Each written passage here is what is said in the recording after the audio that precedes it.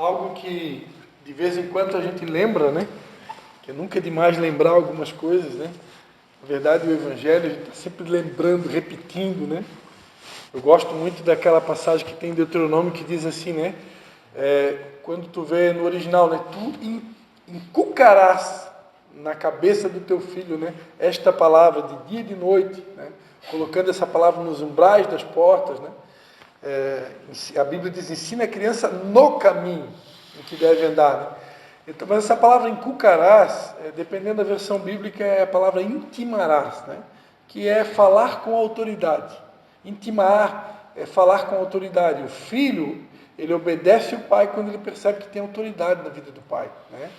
Essa autoridade ela é conquistada mais pelo exemplo do que pelas palavras. Quando a gente dá um bom exemplo dentro de casa, Deus nos dá autoridade e essa autoridade o filho acaba percebendo, né?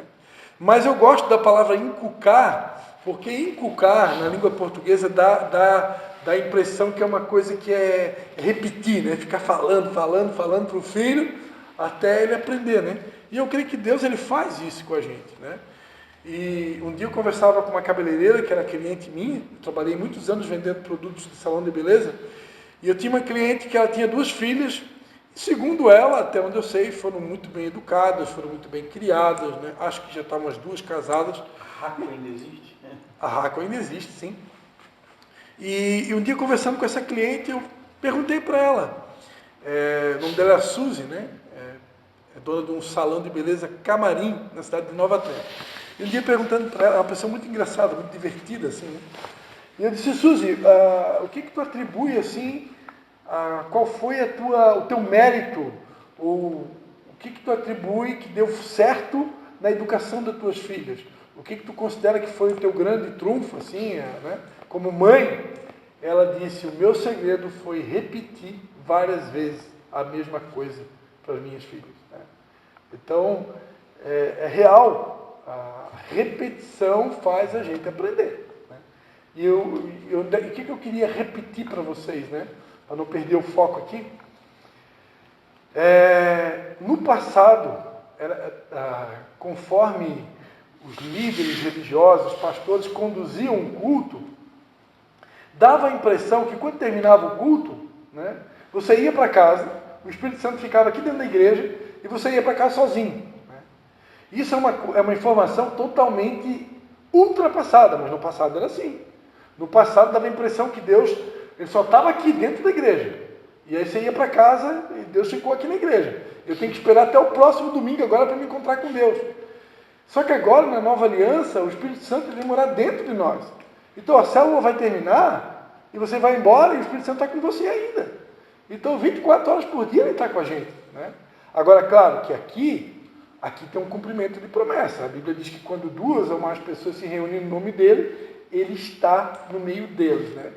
E aí o que eu gosto de dar o exemplo de um evento que Deus me deu, que a gente realiza todo ano, que se chama Encontro das Águas, né?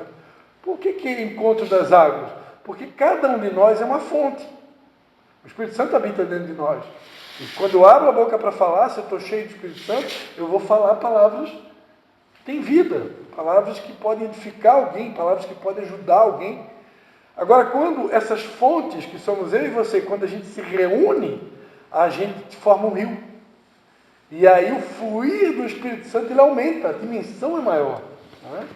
E aí eu diria para vocês, por experiência própria, quando a gente organiza um evento interdenominacional, quando você faz um evento onde tem várias denominações, né? A Bíblia diz no Salmo 133, ó quão bom e quão suave é que os irmãos vivem em união. Ali o Senhor ordena a bênção e a vida para sempre. Então quando há uma unidade de várias pessoas com pensamentos diferentes, crenças diferentes, denominações diferentes, e Deus vê que eles deixaram as diferenças de lado, estão juntos no mesmo lugar, com o mesmo propósito, aí Deus vem e ele ordena a bênção. E aí eu digo para vocês, quando a gente está pregando ali na frente, nesses eventos, café de pastores, encontro das águas, o fluir do Espírito Santo é algo tão sobrenatural que a gente meio que é carregado assim pelo Espírito Santo. Tu nem precisa fazer força. Não precisa ter esboço, não precisa ter nada. Porque o Espírito Santo ele vai te carregando, ele vai te levando, né? Aquilo que vai saindo da tua boca, vai saindo assim meio que naturalmente, assim. É incrível. Só tendo a experiência para saber o que eu estou falando, né? Então, o que eu estou falando? Estou falando isso para dizer que a célula vai terminar, o Espírito Santo vai continuar com a gente, ele vai para casa, Deus é Deus Emanuel. Ele não vai abandonar a gente. Mas esse momento é um momento diferenciado, né? Quando a gente se reúne, então normalmente ele traz uma direção, uma palavra específica para aquele momento, né? E a palavra específica que Deus me deu para essa noite, se vocês quiserem abrir, ou quiser acompanhar no tablet, no celular, é só 2 versículos que eu vou ler, né? É bem tranquilo até de gravar. Vamos lá. 1 Coríntios 4, versículo 1 e 2, tá? Vou ler esses dois aqui, esses 2 versículos que é o que Deus ministrou no meu coração para estar trazendo para vocês nessa noite. Diz assim: assim, pois, que os homens nos considerem, presta atenção, assim, pois, que os homens, todos os homens que vocês conhecem no planeta Terra, que os homens nos considerem como ministros de Cristo e despenseiros dos mistérios de Deus.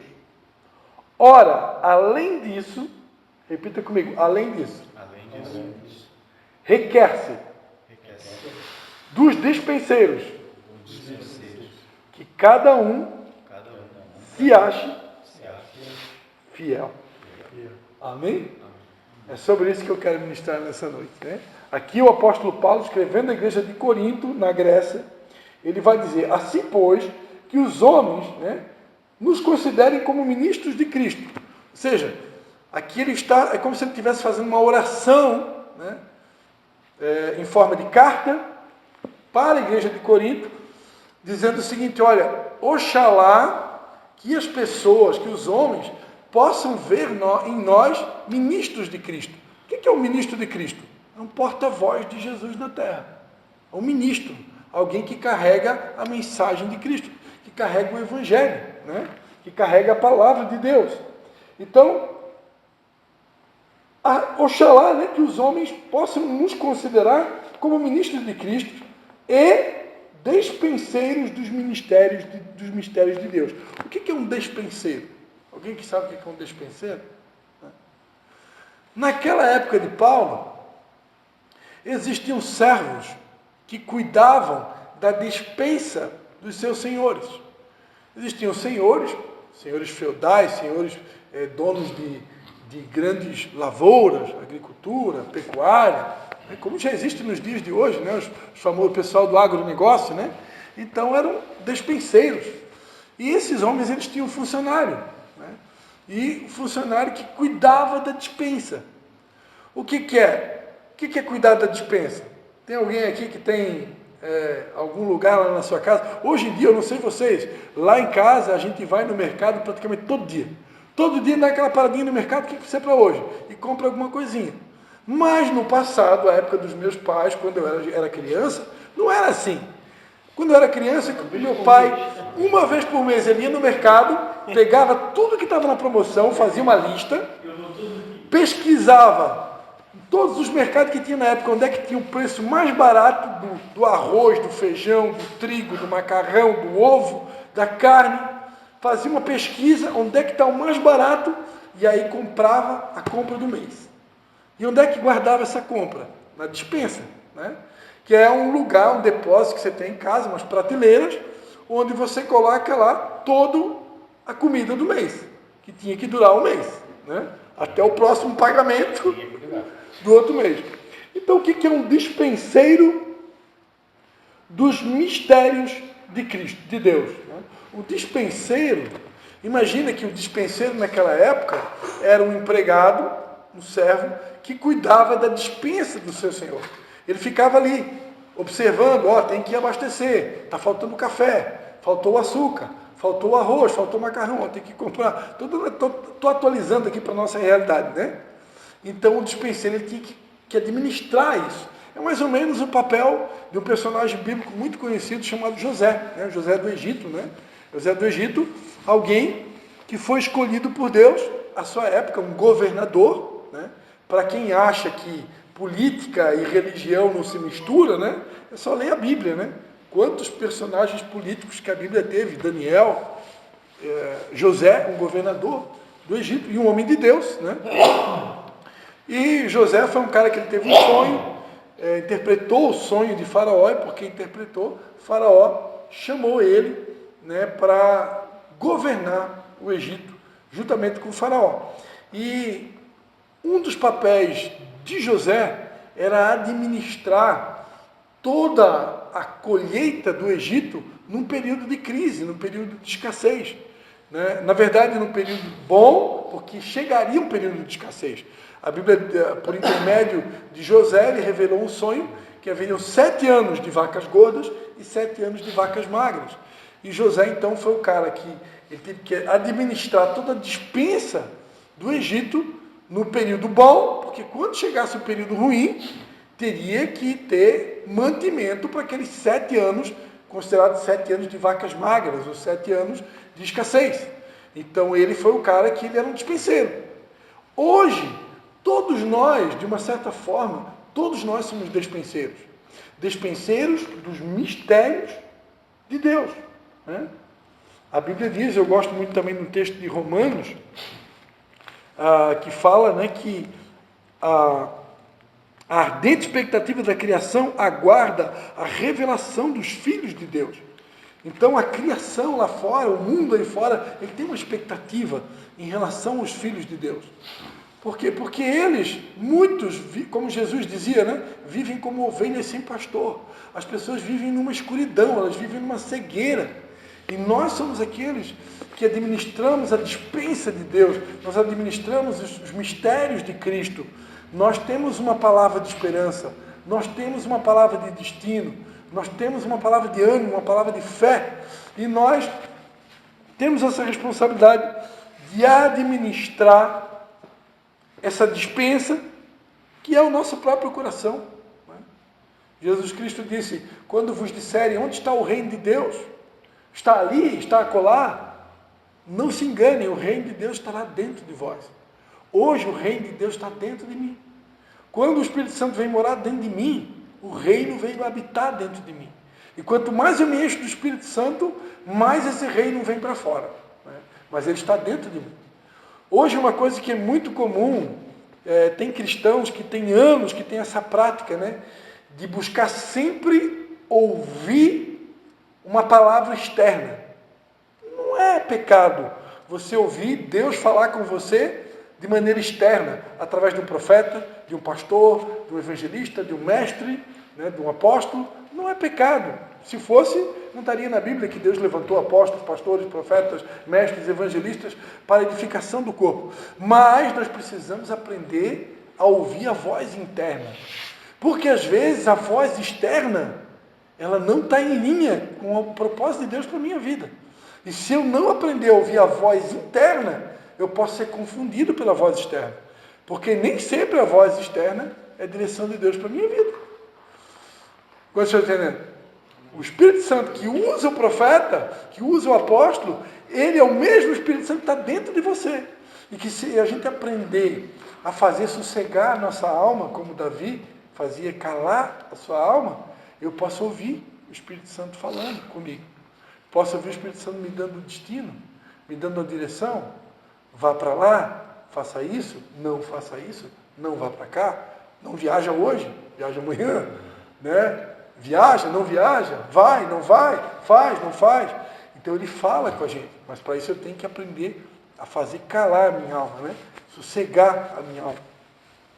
Então, a verdade é que o reino está dentro de nós.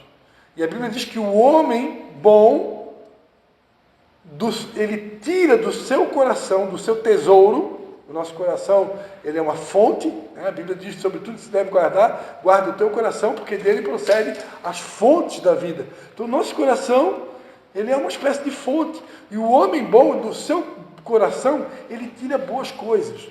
Ou seja, essa despensa espiritual que é o meu coração, eu tenho o poder de tirar boas coisas de dentro dela para repartir. Mas se eu alimentar o meu coração de coisas ruins, A Bíblia diz que a boca fala do que o coração está cheio, né? Então, se eu entupir o meu coração de lixo, vendo novela, vendo só notícias, violência, noticiários, né? Notícias de morte, notícias de violência, destruição, pedofilia, prostituição, sei lá o que passa na televisão lá, se eu encher o meu coração, transformar ele num depósito de lixo, quando eu abrir a boca para me falar, não vai ter uma palavra de fé na minha boca. Não vai ter uma palavra de ânimo. Não vai ter uma palavra de encorajamento. Por quê? Porque eu estou entupindo meu coração com besteira. E se eu sou um bom dispenseiro dos mistérios de Cristo, eu vou administrar o que entra no meu coração. Eu vou administrar o que eu estou ouvindo. Eu vou administrar o que eu estou olhando. Vou administrar que tipo de livro que eu estou escolhendo para ler. Estou lendo a Bíblia. Quais são os pregadores que eu ouço? Quais são as pessoas que eu me relaciono? Uma das frases, não sei vocês, uma das frases que eu mais escutei nos últimos anos, e essa frase é tremenda e verdadeira. Nós somos a média das 5 pessoas que a gente mais se relaciona. Ou nós somos a média das 5 pessoas que a gente mais ouve. Então, se é verdade que nós somos a média das 5 pessoas que a gente mais se relaciona, mais ouve, quem que eu estou emprestando meu ouvido para ouvir? Estou perdendo tempo para ouvir gente que só tem abobrinha, que não tem nada para me edificar, nada para me acrescentar, nada para me fazer me tornar uma pessoa melhor? Se eu sou uma média das 5 pessoas que eu mais me relaciono, quer dizer que se os meus 4 melhores amigos for só gente da pesada, que tipo de futuro que eu estou querendo para a minha vida? Né? Quem que eu vou ser no futuro? Então eu preciso selecionar com quem que eu me relaciono, quem que eu vou ouvir, quem que eu vou ler. Estão entendendo? Porque eu sou um dispenseiro dos mistérios de Cristo. E tudo que eu leio, tudo que eu vejo, tudo que eu ouço, vai vindo para dentro do meu coração. Né? Os olhos são a lâmpada do corpo. Né? Os olhos e o ouvido é os 5 sentidos, é por onde, né, as coisas vêm para cima de mim. Então, um bom dispenseiro, ele vigia tudo que ele está alimentando. Por quê? Porque se eu guardar o meu coração, quando eu abrir a boca para falar, eu vou ter substância. Eu vou poder alimentar uma geração que está carente, uma geração que está perdida, uma geração que está cega, que está sem destino, que está sem direção. Então é uma responsabilidade nossa de ser um bom dispenseiro. Quanto está entendendo? Né? O que é ser um dispenseiro? Agora estou falando de alimento espiritual, né? O dispenseiro ali, na época, ele cuidava de alimento físico. Nós somos dispenseiros espirituais. Mas por que não também ser um dispenseiro físico? Deus pode nos prosperar ao ponto... Eu oro isso para Deus, Senhor, eu quero ser um provedor. O que é um provedor? É uma pessoa que ela tem para ela, para a família dela, e tem para dar para o outro. Né? Hoje, um camarada lá no mercado me pediu uma esmola, eu dei lá para ele uma moeda. Eu estava zerado hoje, eu dei para ele uma moeda. Mas coisa boa quando a gente tem mais para dar. Coisa boa você comprar uma cesta básica e dar para alguém. Né? Comprar uma roupa nova, né? Porque dar roupa usada e velha é fácil. Eu quero ver pegar uma roupa nova e dar, né? Lá para o mendigo. Né? Então que coisa maravilhosa você poder também ser um dispenseiro de coisas materiais. Mas é que eu estou levando mais para o lado espiritual hoje. Né? Nós somos dispenseiros de Cristo. Então, assim, pois, que os homens nos considerem como ministros de Cristo e dispenseiros dos mistérios de Deus. Né? Os mistérios de Deus. De vez em quando vem alguém que faz alguma pergunta, daquelas perguntas assim, que o cara já leu a Bíblia, mas ele não está conseguindo entender o que significa aquilo. Eu fui visitar uma pessoa semana passada, e lá vem ela com a Bíblia. Pastor, me explica o que significa isso, né? Então, às vezes, para ela aquilo é um mistério. Ela não sabe o que significa. Ela lê a Bíblia, mas ela não está entendendo. E você, como um administrador dos mistérios de Cristo, você é aquele que vai trazer a resposta. Né? E coisa boa quando a gente pode tirar a dúvida de alguém. Às vezes, para ela, aquilo é uma dúvida cabeluda. Para você, é algo simples. Né? Como diz o ditado, em terra de cego, quem tem olho é rei. Né? Então, tem gente que o cara vem lá de um berço católico, né? Que não tem o hábito de adquirir uma Bíblia, de estudar, de conhecer. Para eles, uma revelação é que você dá aquilo, meu Deus, que coisa tremenda, né? E aqui continua dizendo, né? Ora, além disso, requer-se dos despenseiros que cada um se ache fiel. Né? Então, além das pessoas poderem ver em mim um ministro de Cristo, um dispenseiro dos mistérios de Deus, é necessário que esse dispenseiro se ache fiel. Eu diria para vocês, acho que talvez uma das principais, talvez uma das maiores características de um fruto, né? Aí eu vou voltar lá para aquela palavra inicial do Léo. Quando eu era mais novo na fé, sempre que a gente ouvia essa palavra fruto, né? Um multiplicou o fruto a 30, 60, 100 por um. A primeira coisa que vem na nossa mente é o cara que está ganhando almas, né? O cara que ganha mais almas, ou o cara que prega mais, o cara que planta mais sementes, né? Não é totalmente errado, né? Geralmente o cara, se ele é uma pessoa de Deus mesmo, ele vai multiplicar, ele vai crescer, ele vai romper. Mas fruto para mim hoje é uma palavra que está totalmente ligada a uma frase: bom testemunho. Bom testemunho. O cara que apresenta bom fruto é o cara que dá bom testemunho. O bom testemunho nosso é que vai fazer com que haja uma multiplicação a 30, a 60 e a 100 por um. E eu diria para vocês hoje que eu creio que o cara que multiplica 100 por um é o cara que tem um ótimo testemunho. É um ótimo testemunho. Porque é necessário, requer-se dos despenseiros, que cada um se ache fiel. E o que é fiel? Fiel é uma palavra que vem do latim fidelis, que significa uma constância na lealdade. É alguém que é constantemente leal. Leal a quem? Leal a Deus, leal à esposa, leal ao seu líder, leal ao seu melhor amigo, leal aos seus amigos. Né? No passado a gente ouvia dizer: o cachorro é o melhor amigo do homem. Quem é que já ouviu essa frase? Né? O cachorro é o melhor amigo do mundo. Por que surgiu essa frase que o cachorro, um animal, é o melhor amigo do homem? Porque o cachorro, se tu chegar em casa, ninguém aqui mais bebe, amém? Mas se tu chegar em casa 3 da madrugada, bagueado, fedendo a cachaça, numa noite de frio, de inverno, se tu tiver um gato na tua casa, bobear, o gato está lá deitado na tua cama. Nem percebe a hora que tu chega.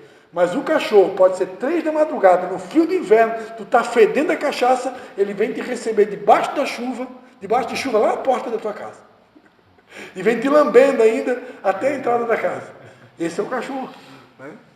Eu lembro que tinha 2 cachorros, eu ia trabalhar fora, né?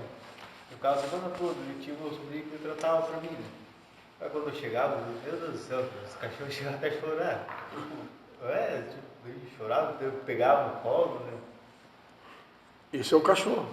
Eu vi uma matéria uma vez no Diário Catarinense, né, do Luiz Carlos Pratti, né, que é um dos jornalistas que... O cara é um fenômeno, né, aqui de Santa Catarina, foi um dos jornalistas que mais famoso que já teve na história de Santa Catarina, né, o Luiz Carlos Pratti. O cara era um fenômeno, o cara é muito inteligente. Né? E uma vez eu vi uma matéria dele no Diário Catarinense, a matéria era Dog and God. Luiz Carlos Pratti. Pode pesquisar, ele é vivo ainda. Né? E, cara, um crítico, assim, um baita no jornalista. E ele fez uma matéria no Diário Catarinense.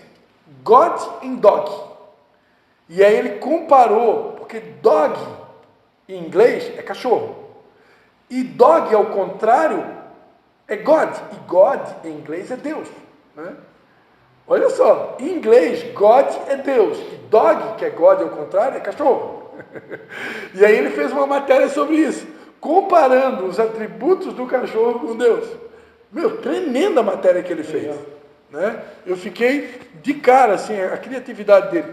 Né? E realmente, se a gente pudesse enumerar uma das características de um cachorro que mais tem a ver com Deus, é essa lealdade, essa fidelidade. É o melhor amigo do homem, é o mais fiel. Eu tive um labrador e eu estava lá no sítio e ele me ajudou a sair da droga, entendeu? Eu comprei ele, eu tinha acabado de me libertar, fazia 2, 3 meses, e comprei um cachorro e o cachorro foi para Cachoeira Pelo, na época nós fomos morar lá no sítio, a mãe já tinha congregado a igreja aqui, ela foi morar para o sítio, alugou a casa de São João, e depois nós viemos morar na casa minha, numa casa de 2 andares na rua.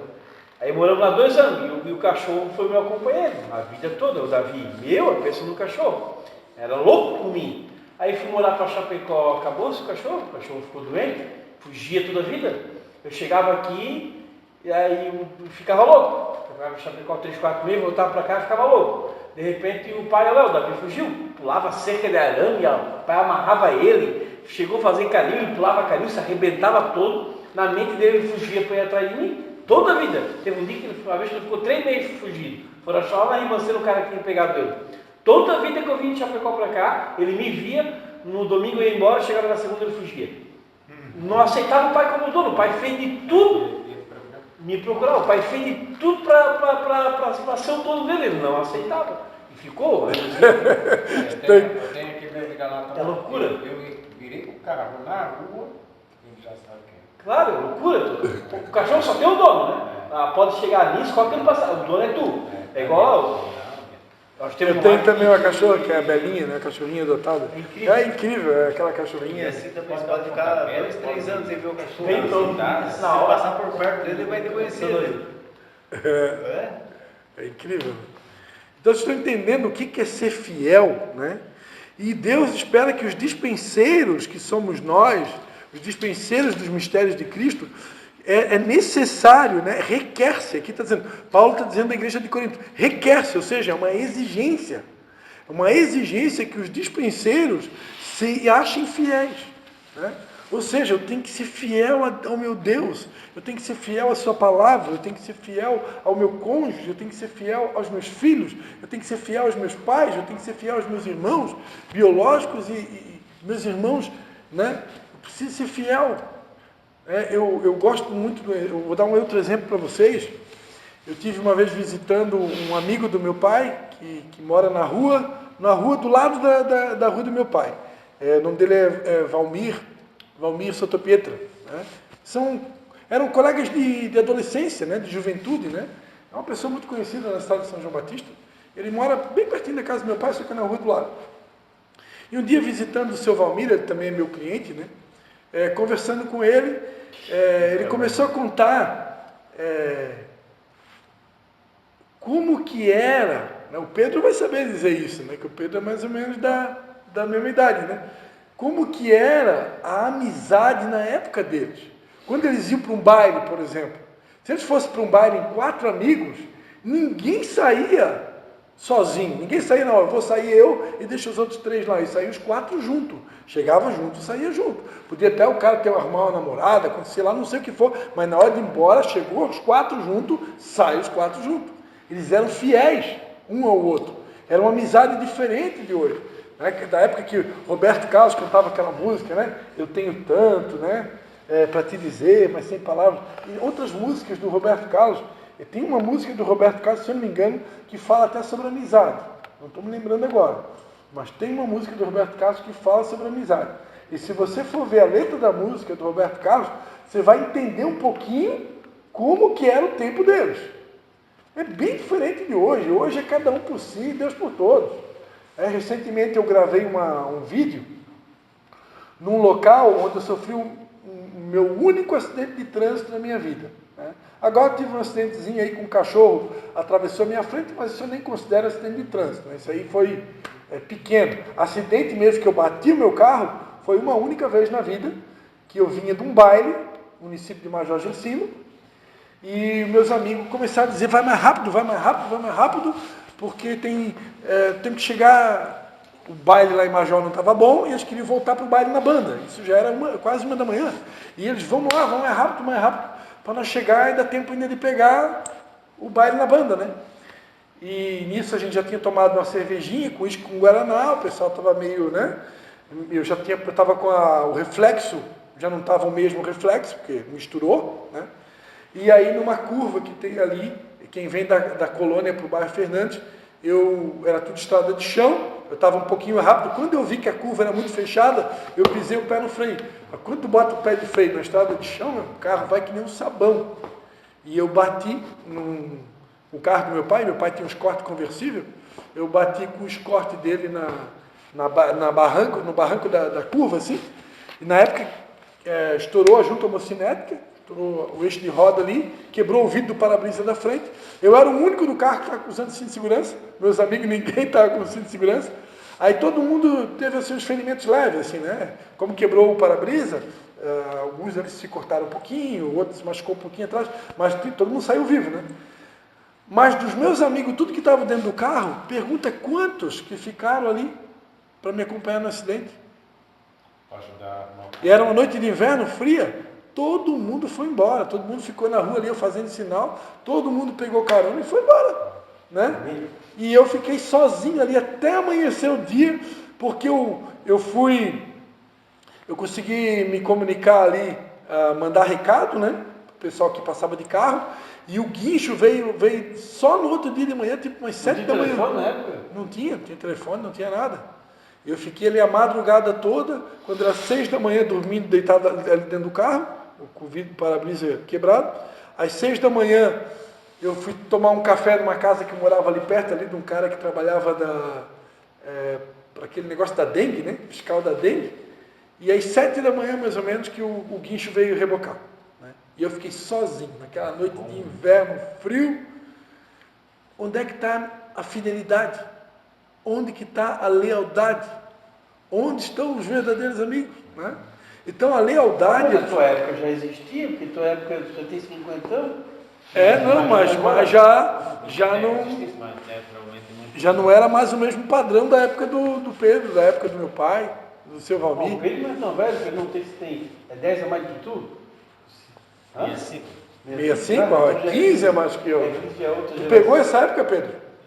Pegou? Olha só, aí eu testemunho aí. Então a fidelidade... Os primeiros telefones que apareceu, o celular, eu falo, né? Claro, o outro era existia. Mas celular eu dei para a Marinha. Os primeiros celulares. Que tijolola, aquele grandão? Que abria e fechava a Motorola. Estava vendo aqui, ó. Claro, o telefone de discard existia, claro. De discar em casa, né? O fax, a coisa. Meu primeiro celular demorou quase 10 anos. Não, tinha que mandar recado, é impossível alguém não ter um telefone em casa daquele de fio na época, já tinha? Olha aqui, ó, a palavra fiel. A palavra fiel tem 4 significados. Ó. Leal significa alguém que é constante e confiável. Pessoa que não trai, que é leal a alguém, a uma causa ou a um princípio. Exemplo, um amigo fiel nunca te abandona. Fiel é alguém que cumpre com exatidão aquilo que promete. Alguém que honra seus compromissos e promessas. Né? É aquela coisa do fio do bigode, né? Antigamente não precisava de assinatura em cartório, né? Você deu a tua palavra valia mais do que uma assinatura num papel. Hoje em dia as pessoas dão a palavra e não cumprem a palavra. Mas uma pessoa que é fiel, ela falou, uma vez falou, ela vai cumprir o que ela falou. Fiel é alguém que segue com dedicação uma religião ou uma fé. Também é usado para descrever uma pessoa religiosa ou crente. Exemplo, os fiéis estavam reunidos na igreja. O crente, ele também é chamado na Bíblia de fiel. Os fiéis. Alguém que já viu essa expressão? Os fiéis. Por quê? Porque são aqueles que são os fiéis a uma crença, fiéis a um credo. Né? O fiel também é aquilo que é exato, que reproduz algo corretamente. Usado para falar de uma cópia ou tradução precisa. Né? Exemplo, uma tradução fiel ao texto original. Né? O que é uma tradução fiel ao texto original? Né? É uma tradução que eu posso confiar, né? Porque ela é fiel. A origem da palavra vem do latim fidelis, que significa digno de confiança, leal. A raiz está ligada à palavra fides, que quer dizer fé. Né? Então, digno de confiança. Será que Deus, se Ele fosse olhar para nós hoje, né? Será que Deus pode ver em nós pessoas dignas de confiança? Será que Deus pode confiar em nós? Será que nós somos casados? Será que as nossas esposas podem confiar em nós? Será que os nossos irmãos na fé podem confiar em nós, né? Eu estou aqui falando para você, estou me lembrando de uma música do Tales, né? O Tales, ele escreveu uma música que dizia: Senhor, eu não confio em mim. E a Bíblia diz, né? Que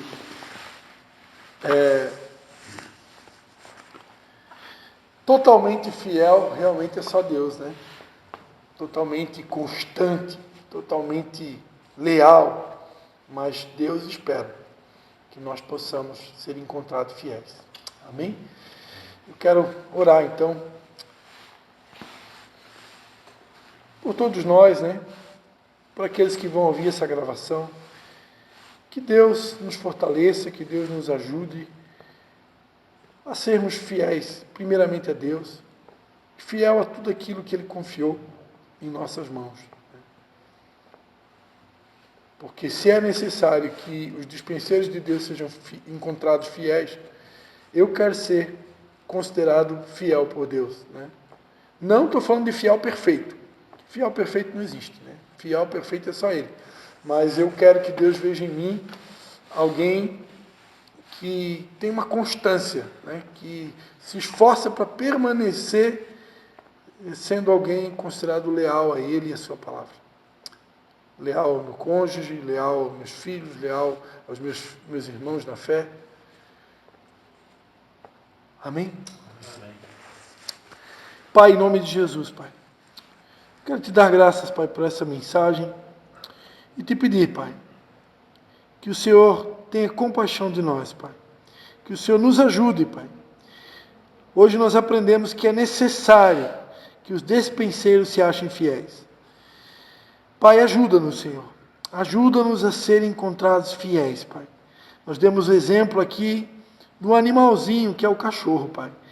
Quanta lição nós podemos aprender com esse animal que o Senhor mesmo criou, Pai, que transmite a fidelidade de uma maneira tão incrível, Senhor. Oh Deus, que o Senhor, se o Senhor deu essa habilidade para os cachorros, Pai, para serem fiéis e leais aos seus donos, Pai. Oh Senhor, Tu podes dar essa mesma habilidade para nós, Pai. Nós te pedimos que o Senhor nos dê esse fruto, essa habilidade, Pai. Tua palavra diz que tudo é possível que crê. Nós cremos, Pai, que o Senhor pode nos dar. E por isso nós te pedimos que o Senhor nos dê essa habilidade de ser fiel, de ser homens fiéis e leais, assim como esse animalzinho que nós citamos aqui, Pai. Assim como o Senhor, porque não há ninguém que seja tão fiel como o Senhor, Pai. Nós cremos que fomos criados com o Teu DNA. Então, Pai, que se manifeste em nós esse DNA Teu, esse DNA da fidelidade e da lealdade. Nós te pedimos em nome de Jesus, nos perdoa também, Pai, pelas vezes que fomos infiéis, pelas vezes que fracassamos na fidelidade, Pai. E te pedimos, dá-nos esse dom, Pai, o dom da fidelidade, Pai, para que possamos honrar e glorificar o Teu nome. Nós pedimos em nome de Jesus e já te agradecemos. Amém, Senhor. Amém, queridos. Glórias a Deus. Alguém quer comentar alguma coisa? Alguém quer falar alguma coisa?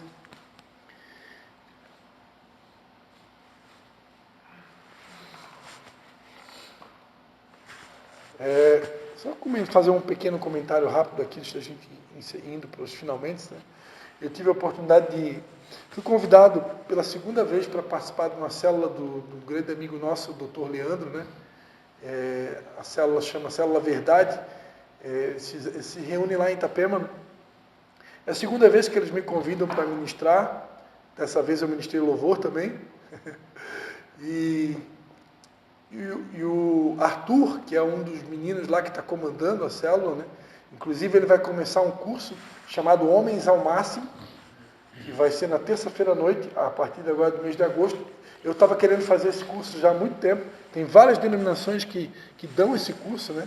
Esse curso faz parte de uma universidade chamada Universidade da Família, que tem várias igrejas espalhadas no mundo todo. E há muito tempo que eu venho procurando para fazer esse curso, e só tinha online, e agora ele vai estar fazendo esse curso e eu quero começar. Se tiver até mais alguém interessado, né, paga só o material da apostila e tal, são R$150, e depois você vai fazer o curso. Eu vou começar. As aulas vão ser na terça-feira, até a minha escola aqui de fundamentos eu vou mudar a aula, eu vou mudar para outro dia, para mim poder participar desse curso.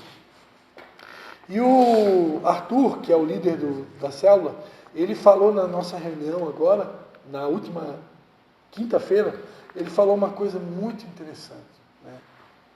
Que eu achei muito bacana o que ele falou, que a nossa geração, tem a responsabilidade de não repetir os mesmos erros da geração dos nossos pais. O que significa isso? Significa que alguns de nós, os nossos pais biológicos falando, cometeram talvez alguns erros em algumas áreas que nós não precisamos reproduzir isso para os nossos filhos. Os nossos filhos não precisam. Então é responsabilidade nossa. Nas áreas que, de repente, os nossos pais fracassaram, vou dar um exemplo, de repente, você tinha um pai que caiu na droga, tinha um pai que se perdeu no álcool, ou tinha um pai que caiu na prostituição, né? A minha geração tem a responsabilidade de ser fiel e não repetir o erro do álcool do meu pai, ou o erro do vício do meu pai, ou a prostituição, ou seja lá o que for, né?